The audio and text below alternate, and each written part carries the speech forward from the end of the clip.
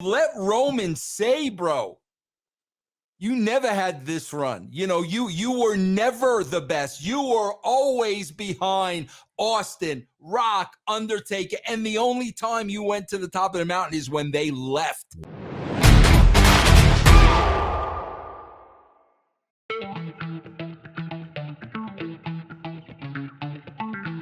Same thing happened with Rousey. I remember when she first came, debuted the Royal Rumble. I mean, it was people marked for her, and then all of a sudden, people start booing her. You know what I mean? It's just like it's really difficult unless you. There's some people who kind of stick in the we're going to cheer, like a John Moxley. Just because he has that kind of rebel personality that people can relate to. Yeah. But here's the thing, though. It still doesn't help with building other characters around you. A character is so strong. Like I was thinking about Taker. Taker is so strong that he helps build people around him. People were known with getting over by losing to him at WrestleMania. Like that's how good of his character was. That's how good of a person he was. Bro, it was the same thing. I'll give you a perfect scenario here. When we were doing Vince and Austin. Bro, whoever crossed Vince McMahon's path we were very picky because Vince was the most over heel on the roster. Oh, yeah. So you've got to keep that over. You've got to massage it. You've got to keep it fresh. So you're very, very careful about who you're running by. Bro, Theory and Vince would have never, ever happened 20 years ago. And I see that all the time, Chris. They take people that are, I don't even want to say, I don't know who's over. Bro, if you ask me who's over in the WWE, SmackDown and Raw, who's over? Reigns and Roman Brock, Reigns. Two people. Yeah, and Brock. That's it. That's it, bro. Edge. I'll give you Edge too. And there's a reason for that because it's the way that they're booked, bro. Yep. You can't, bro. When you're throwing Edge in there with Finn Balor and Damian Priest, he's another wrestler on the card, bro. You've got to be so. I swear to God, Chris, sometimes I get so tired because it's the writing. It's the writing. It is the writing, bro. That's what creates stars. You're putting them in the right position, bro. Yep. That's what creates stars. 100% agree with that, Vince. Speaking of characters, ladies and gentlemen, there was a character that came back to the WWE. Triple H is on this warpath of bringing back older or just recently released people from NXT. And, we saw Dexter Lumis, aka Sam Shaw. We saw other names that came back recently from return from that was gone from NXT and came back. One of those names was Karrion Kross or Killer Kross. Killer Kross comes back from spending some time in NXT, a really, really good time in NXT, coming up to some type of Lord Humongous type of gimmick, loses against Jeff Hardy in one of his first matches, and just horrible booking. Comes back, beats the brakes off of Drew McIntyre, does the hourglass, and does a TikTok with Scarlett. And it looks like we got a feud going on with Roman Reigns. Now, going on with the momentum that people were interested in when we were talking about the who's going to dethrone Roman Reigns, we talked about Theory before. We talked about Lashley. We've talked about Drew McIntyre. Let's bring up Karrion Kross here, and let's kind of think, have some opinions about Kross. Do you think that Karrion Kross could, not will, but could be the guy to possibly dethrone Roman Reigns? If done the right way, bro. If done the right way, Austin Theory could, replace. Yeah. See, bro, here's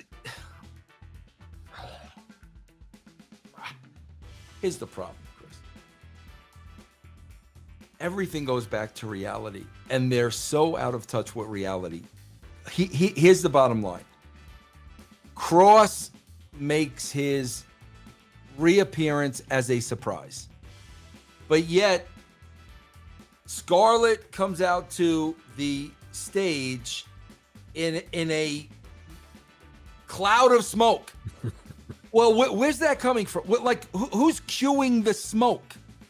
Here's the problem, bro. Here's the problem. If I'm going to next week's show, this is how I'm writing the show, because I'm watching this. I'm like, oh, okay, this is supposed to be a surprise. The announcers aren't even sure it's Karrion Kross, but somebody's in a truck saying, cue the smoke, send Scarlett. So now, this is how I book. If I'm Roman Reigns next week, that's exactly what I'm saying. Oh, wait a minute. This was a big surprise. The announcers didn't know. Nobody in the back knew. Who exactly cued the smoke?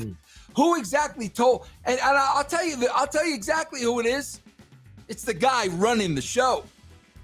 It's Triple H. Nice, yeah. And bro, let's bring Triple H and let Roman say, bro, you never had this run. You know, you were never the best. You were always behind Austin, Rock, Undertaker, and the only time you went to the top of the mountain is when they left. Yeah. You always, you know, when you before, you had your health scare, me and you were always doing this, always, never agreed on anything. Why? Main event at a WrestleMania match? Yeah, because you couldn't stand my fame. Yeah. You couldn't. That's what you need, bro. Yeah. But like I said, Chris, I'm gonna go back to the bubble. When you're in the wrestling bubble, you're not looking out in the real world, and you're missing all this, bro. I'll be honest with you. I'm not going to say who, and this is the first time I'm saying this. I had a text message exchange with somebody who is very close to Triple H, has a pretty prominent job at the WWE. And what I said was, bro, Triple H needs a consultant like a Vince Russo that is not in the bubble, that is watching this on the outside as a fan and looking at it through the eyes of a fan and logic and reality, because everyone is in that bubble. They're not seeing what we see. And the bottom line is, he needs somebody telling him, bro, this is what we're seeing on the outside.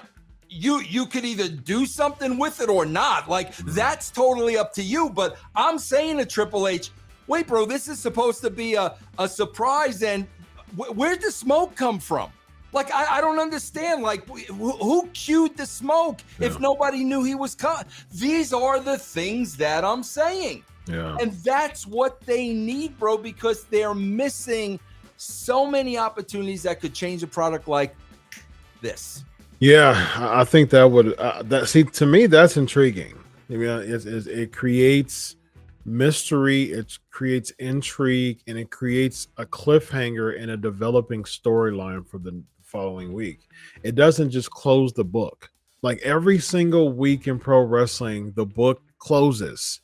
And it doesn't give me any excitement to want to look at the next chapter, because the book's closed. You know what I mean? And so it's like, okay, well, Karrion Kross beat up Drew McIntyre, and it's like, okay, so are you really going to capitalize on this, or are you going to just do something that makes us not even really care that it was just a one-off spot? It's just a bunch of one-off spots that is not. I'll say this all the time, Vince. There's no continuity there. And I think the continuity causes us to be intrigued because it develops the story. Bro, this is their continuity. The continuity is wrestling. How does every feud start, Chris? With an attack. Yeah. Well, we're going to start it with, then there's going to be various attacks over a couple of weeks. Then there's going to be the match. Yeah, and then various matches. Right. That's their continuity. Yeah. Bro.